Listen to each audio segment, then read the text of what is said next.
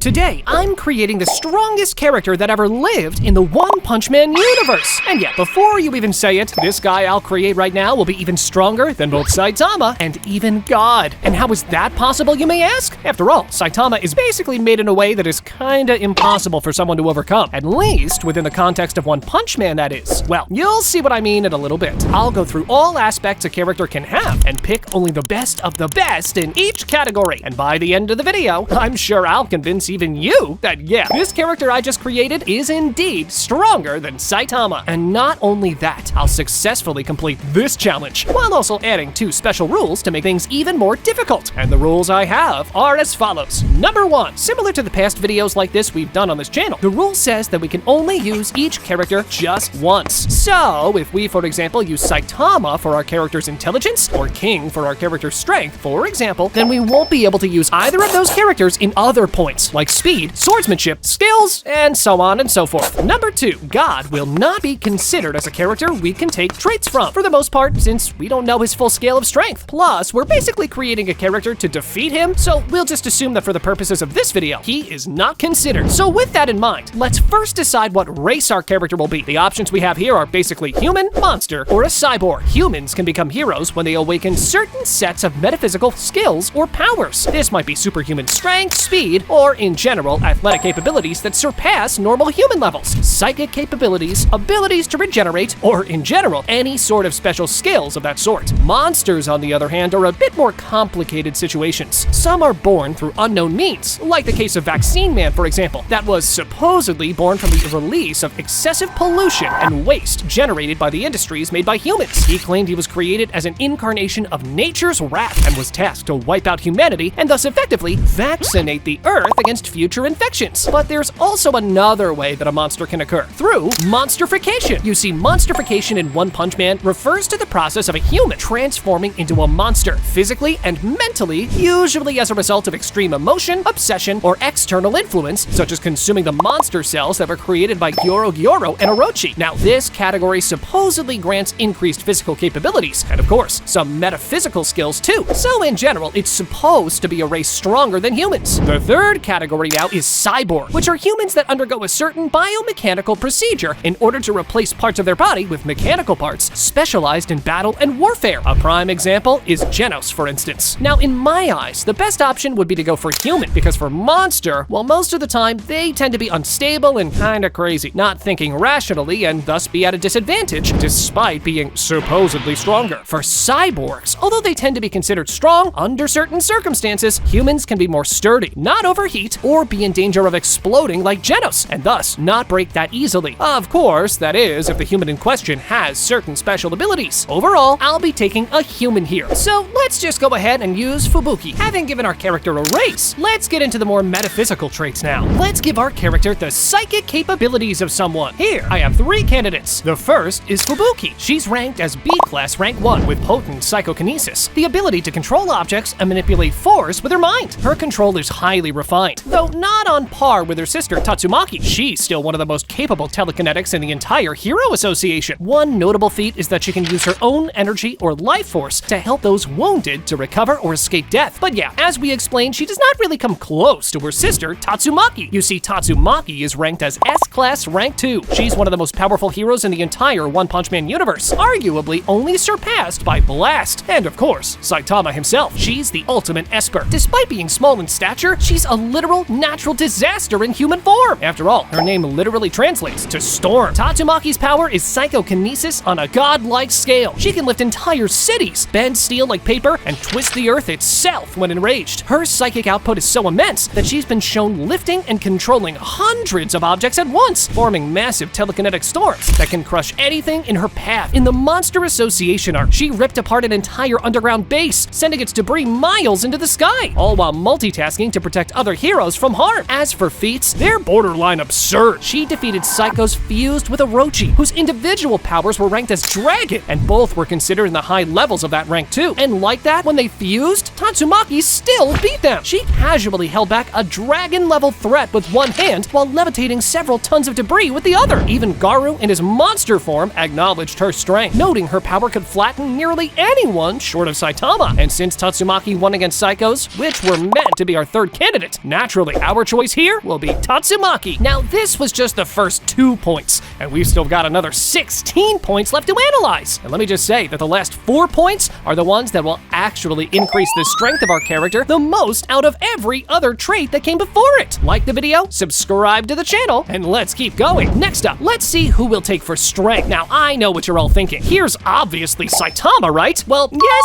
but also no. You see, the wise choice here is not to take Saitama, and you'll understand why once I get to the point that I actually want to use him on. But for now, let's choose someone else for strength. I have Boros, who has displayed extreme amounts of physical strength during his fight against Saitama. He was able to knock Saitama through several pillars of his ship with only a single punch. And let's not forget that the guy was basically casually destroying planets before meeting Saitama. Then we also have Kabuto, an artificial mutant created by Dr. Genus and the strongest creation of the House of Evolution. As a dragon-level threat, Carnage Kabuto possessed immense strength, able to badly damage Genos with little effort. In his Carnage mode, he was able to destroy a great deal of the fighting room where he was fighting Saitama, and managed to hold his own against Super Alloy Darkshine, a powerful S-class hero, for 15 minutes before being defeated. So yeah, now we need to talk about Super Alloy Darkshine, a guy that, through years of intense weightlifting, has developed extraordinary strength. Even before reaching his current level, he could lift 2 tons with one arm. Currently, Darkshine's strength is said to be impossible to quantify, far exceeding that of most heroes. He defeated Destrochloridium by merely clapping his hands, reducing the mysterious being to mere specks. Moreover, he can eliminate a monster as strong as the Deep Sea King with just a light touch. But well, if we're being honest, the choice I'll be going for here is none other than Platinum Sperm. As the ultimate fusion of Black Sperm, a dragon-level threat, Platinum Sperm is incredibly powerful. Using only its head tentacle, he could severely injure and incapacitate multiple heroes, including S-class ones, with a single strike each. When pushed to his limits, he matched an evolved Garu in strength, engaging in hundreds to thousands of blows before being defeated. But still, the fact he could do that says a lot, and I do think his strength surpassed even Darkshine's. And yet, let's talk about an ability that may be even more important: speed. Here, I have 4 characters in mind: Flashy Flash, Sonic, Void, and Boros. For both Void and Boros, I intend to use them later on, so they're not going to be used right now, which means it's between Sonic and Flashy Flash. Now, between the two, although Sonic has become much faster and can now compete with Flashy Flash to a degree, Flashy Flash consistently demonstrated superior speed, such as when he defeated powerful monsters that Sonic could not. And when the two met in recent manga chapters, it was obvious that Flashy Flash was indeed faster. So, Flashy Flash will be our choice here for speed. How about something a bit more technical now? Let's see swordsmanship skills. Ranked as S-Class Rank 4, Atomic Samurai is one of the highest ranking and most respected heroes in the entire Hero Association, a true master of the sword, embodying traditional samurai honor, skill, and confidence. Atomic Samurai's entire fighting style revolves around speed, precision, and technique while using the sword. His signature ability, Atomic Slash, is a flurry of sword strikes so rapid that his blade seemingly occupies multiple positions at once, cutting his opponent into hundreds, sometimes potentially thousands of pieces in an instant. Against most opponents, by the time he draws his sword, the fight is usually already over. He effortlessly killed multiple powerful monsters in the Monster Association raid. He clashed with Awakened Garu, managing to survive a direct confrontation, something very few can claim. His strikes are so fast that Flashy Flash, the fastest S-Class hero, respects his blade, despite being physically faster himself. Even among S-Class, other heroes consider his swordsmanship unparalleled. The second character we could consider is Nichiren. As the leader of the Council of Swordsmasters, Nichiren is a very powerful and skilled swordsman. During the Monster Association raid, he effortlessly sliced through multiple Black Sperm clones and demonstrated the ability to split a massive block of concrete in half. Atomic Samurai trusted Nichiren's strength enough to request his help in tracking and fighting Garu, rather than relying on the Hero Association. But between the two of them, I think it's kind of obvious that we need to go with Atomic Samurai. We spoke about swords, but what about hand-to-hand next? We'll now give our character the martial arts abilities of someone. Here, the first choice is, of course, Garu. Even while in human form, Garu is an extremely skilled fighter who adapts to combat and uses the advantage of the opponent's weak spots to give himself the upper advantage in fights. His super learning ability allows him to learn countermeasures for other people's fighting styles while making their fighting styles his his own. No special abilities, modified body, or psychic powers. Just hard work, a toned body, and knowledge over the craft of martial arts, which has made Garou one of the most dangerous villains in One Punch Man. And that was even before he was turned into a monster. Now, the one I'll actually be choosing here is Bang, for 2 reasons, in fact. First of all, we're gonna use Garou later on, but the second reason now is that if we go with Prime Bang, he's probably better at martial arts than Garou as well. Garou's insane strength is a result of all his skills being honed to high-end levels, not just his martial arts. Strength, speed, durability, mentality, it all resulted in Garou being feared and gaining the nickname Hero Hunter. But if we're talking about pure martial arts skills, Prime Bang is probably better than Garou, at least at the current stage of the One Punch Man manga, that is. Up next, we have an important one, but a kind of difficult one to decide. Intelligence. Here, I have a few scientists in essence. We have Dr. Kuseno, who basically created Genos. We have Dr. Genus, known for establishing the House of Evolution to genetically engineer humans. His strongest creation was Kabuto, but was, as we know, destroyed by Saitama. Then, we also have whoever created Mad Cyborg, the character Genos keeps blaming for destroying his village. Now, Mad Cyborg is supposed to be the strongest cyborg we know so far, but to be honest, there are many theories claiming that this cyborg doesn't even exist, and that Dr. Kuseno implanted this fake memory on Genos in order to drive his evolution. Others claim that Dr. Kuseno is the creator of this Mad Cyborg, and that he had him destroy Genos' village to again drive his evolution. Since we don't know all that much, we're gonna go with Dr. Kuseno. Our character now gained excellent prosthetic mechanic and biomechanical knowledge that can help him create anything he might need in his battles. However, intelligence would mean little without proper battle IQ. So let's give our character exactly that. Here, we could go for basically any S-rank hero, with the exception of Saitama, of course. That technically isn't really an S-rank hero, but the one I'm actually going to take here is Child Emperor. You see, his rank in the S-class is basically solely due to his brain power instead of physical strength. Through tactics and his gadgets, he's capable of defeating numerous monsters on his own, whether through guerrilla warfare or prepared head-on combat. Like his fellow S-class heroes, Child Emperor is strong enough to handle a demon-level monster on his own with relative ease. Child Emperor is also capable of holding his own against a dragon-level monster by himself. He was even able to defeat a resurrected Phoenix Man. Throughout the operation against the Monster Association, he was basically the brains behind the entire tactics and operation. And to think he's just a child, it makes it even more impressive. So yeah, overall, we're definitely taking the battle IQ of Child Emperor. 8 traits down and 10 more to go. And the next in line is Regeneration. Here, I have 3 candidates. The first of which is Butte, also known as Sweet Mask. You see, in recent manga chapters, this guy was literally split in half and also presumed dead, only to later come back as if nothing had happened, with the only issue being that his pants were missing. And yet, these regenerative abilities are nothing when compared to Boros. You see, Boros himself stated that his regeneration surpassed all others of his race. He's been shown to regrow an arm in seconds just by concentrating his energy on it. When struck by Saitama's consecutive normal punches, he was blown apart, but was able to regenerate his whole body in an instant. However, Boros' regeneration ability does have a limit, as it is shown in the end of the fight with Saitama, where he was unable to regenerate again after being struck by Saitama's serious punch due to him having already used up all of his energy. So if we're gonna compare that with our third candidate, who would be the better choice? Well now, we have to check out Zombie Man as well. So this guy's been doing nothing other than getting beaten to a pulp by monsters the whole time. Like, we saw him being torn to pieces in a way that would kind of be too graphic to show in a YouTube video, and yet every single time he regenerated. After all, there's a reason he's called Zombie Man, since his regeneration borders on immortality. Now, between him and Boros, I'm gonna be honest, it's pretty close, but I still want to use Boros for something else down the line, so instead, I'll be taking Zombie Man here. And yet sometimes regeneration might not even be needed if the durability of a character is that high. So, which character should we use for durability? Well, for starters, we have Garou, the guy that was beaten over and over and over again by multiple heroes and monsters for literal days. He was passing out, and the moment he woke up, he kept fighting, getting beaten up and repeating that for days. The guy's durability is probably among the highest, if not the highest, in One Punch Man. We could also speak about Darkshine here, who could quite easily tank a lot of attacks with his insane muscle build. But the third choice here would be Boros, which, let me tell you, his durability was immense. Boros was very resilient, becoming the first on-screen opponent to survive a direct hit from Saitama's punch. Despite having his full power sealed by his armor, he withstood that punch with only mild surprise from the hero. Even after taking a punch in his meteoric burst form, he remained intact, though he was bleeding and injured. Since I want to use Garu later on,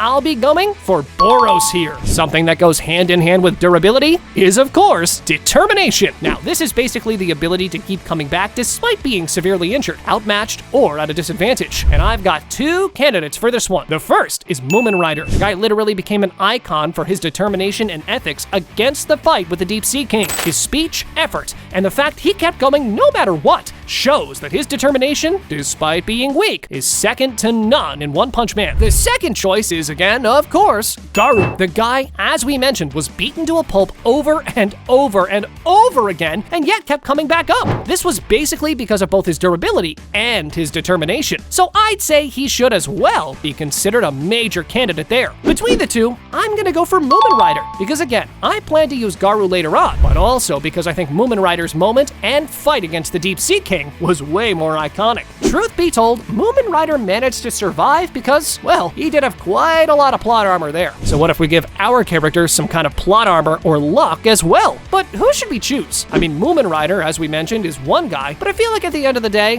we all know where this should go. And before I say the character, no. Saitama does not count, for the sole reason that him not being able to be defeated by anyone kinda makes sense given the original assumption that the guy has no limits. The guy who does have limits is insanely weak and yet survived battles against dragon-level characters and is even considered among the top S-class heroes, even though he can barely be considered a hero to begin with, is of course, King. This guy is the definition of plot armor. No matter what happens, something occurs out of nowhere, and he not only survives, but he'll also take the credit for defeating the strong opponent, when in fact, he did absolutely nothing. Having our character with this much plot armor? Yeah, this could actually be the most important trait we gave our character so far. Next, let's give our character the digestive system of someone. And for anyone wondering why we would add this as a separate category, well, in One Punch Man, two separate characters are basically top tier just because of their digestive system. One of them is an S-rank hero, while the other is a dragon-level monster. These are Pig God and Gums. As an S-class hero, Pig God is very powerful. Like other heroes of that class, he's able to defeat demon-level mysterious beings on his own, as he proved with his swift and effortless victory against Eyesight and the Great Food Tub. Although he was unable to defeat Gums, a formidable dragon-level threat and an executive member of the Monster Association, he managed to hold his own against the monster for a brief period without being immediately overpowered. But as we just mentioned, since Gums won against Pig God, naturally, we're gonna have to go with him. Similar to Pig God, Gums possesses an exceptionally rapid digestive capability that enables it to quickly consume virtually anything. It can instantly break down debris while continuing to eat, prompting Pig God to acknowledge that his own digestive system pales in comparison. Gums' stomach acid has demonstrated the ability to melt through materials as durable as Atomic Samurai's katana, and even Darkshine's highly durable skin, subjecting the latter to significant pain. 13 points down, 5 more to go, and the next in line is a weapon. So surprisingly for a universe like One Punch Man, we don't really have a lot of highly overpowered weapons which grant insane power-ups just from wielding them alone. There is a pair, however, that I think is important, and the one we're indeed going to opt for: the Sunblade and Moonblade. You see, Sunblade is a legendary sword forged long ago on a continent that has since sunk beneath the ocean. This blade has been passed down through generations within the Council of Swordsmen. Nichiren concealed the blade within a pocket dimension of his pearl necklace and entrusted it to Atomic Samurai during the battle against the Monster Association. A similar weapon, known as the Moonblade, exists as its counterpart. According to legend, a warrior possessing both the Sunblade and the Moonblade will gain unparalleled power. The Council of Swordsmasters has long pursued this legend. So yeah, our character wielding both of these swords is undoubtedly an insane power-up.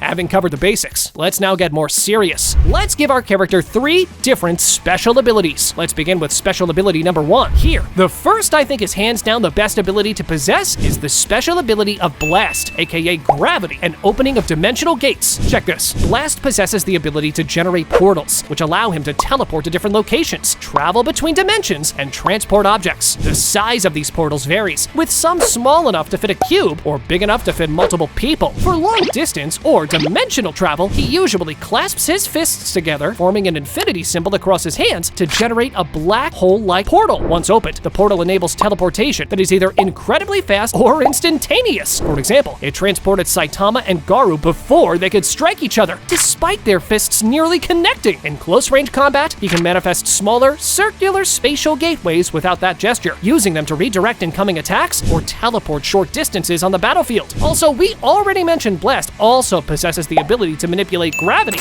He can employ it to augment the force of his punches and hurl large spherical projectiles composed of gravitational energy for ranged attacks. Plus, as a byproduct of his gravity abilities, he possesses the ability to float or levitate mid-air, which again now allows our character to fly. Now, let's see the second special ability we have. Naturally, I will go for Blast's opponent, and one considered his equal, Void. Void has a body count in the 6 figures and is responsible for the deaths of many notable historical figures. He stood at the top of the assassin industry and ruled the world from behind the scenes. All ninjas who graduated from the village regard him as the most powerful ninja to ever walk the earth, being considered the strongest ninja to have ever lived. Void possesses great mastery over ninjutsu. Void can cast a special barrier that renders both himself and even something as large as the ninja village completely undetectable. The barrier he casts allows him to rest and recover without being found by Blast after their battle. But the most overpowered ability he has is, of course, the Dimension Slash. Void can deliver powerful slashes with his dual swords. This technique was strong enough to cleanly slice through Byakko and Genbu, two divine beasts with a disaster level exceeding Dragon. The attack appears to produce wide-reaching slashes relative to the blade's range, allowing him to cut through large-sized enemies even though the swords themselves are relatively small. So, his abilities now constitute our character's second set of special abilities. And for the third special ability now, here's what we've got. The first is Platinum. As a fusion comprising of 53,999,999,999,900 cells of black sperm, Platinum sperm is an extremely powerful being. He possesses an overwhelming aura, as sensed by Atomic Samurai. In his battle against an evolved Garou and Flashy Flash, both formidable opponents, Platinum sperm held his own for some time without exerting his full strength. Upon becoming more serious, he effortlessly defeated Flash and fought on equal footing with the further evolved Garou before ultimately succumbing to the Hero Hunter. He can split himself or unite into one insanely powerful being with insane physical capabilities, endurance, stamina, and even flexibility. The second candidate here is Evil Ocean Water. Composed entirely of water, Evil Natural Water lacks vulnerable internal organs or weak points, making it difficult to destroy. Its liquid form allowed it to survive a serious punch from Saitama, although the immense force scattered its body entirely, even after it had merged with the ocean to grow tremendously in size. Being liquid also renders it immune to chemical attacks. However, it requires time to reassemble after being dispersed into droplets by powerful attacks. While in a reduced form resembling a small puddle, Evil Natural Water ultimately met its end when it was consumed by Pig God, whose strong stomach acids dissolved it completely. So yeah, overall, this guy does have a weakness under certain circumstances. The one we're actually gonna go with here, however, is Cosmic Garou and his ability to copy techniques instantly. Under the influence of God, Garou's ability to emulate fighting styles reaches extraordinary levels. Previously, he could only imitate techniques based on physical movements, such as those of martial artists, meaning he could not mimic abilities like psychokinesis, for instance. However, he now has the ability to replicate actual supernatural powers he witnesses, gaining access to two of Blast's abilities, opening portals and manipulating gravity during their brief battle. He can also flawlessly replicate the power output of his opponent's techniques or physical moves. Thanks to this remarkable copying ability, Garou could surprisingly reach Saitama's level of strength and somewhat hold his own against him. So, imagine having all the abilities we just analyzed, and yet on top of all of those, being able to copy any technique you might encounter on the spot. Really, it doesn't get much more broken than that. Or does it now? Because we now need to speak about the most important we've saved all the way for last: limits. In the world of One Punch Man, a major trait all beings have is that of their limiters. This defines how strong each individual can become. Through harsh training, scientific, or biological modification, certain individuals can push their limits to go higher, and yet there's one individual who not only pushed his limits, he actually completely broke them off, and this is none other than Saitama. The only reason this guy is so brokenly strong is because he literally has no limits whatsoever. No special abilities, no insane psychic abilities. That guy simply has no limits to how strong he can be, and thus he's now the strongest being in the universe, at least as far as we know for now.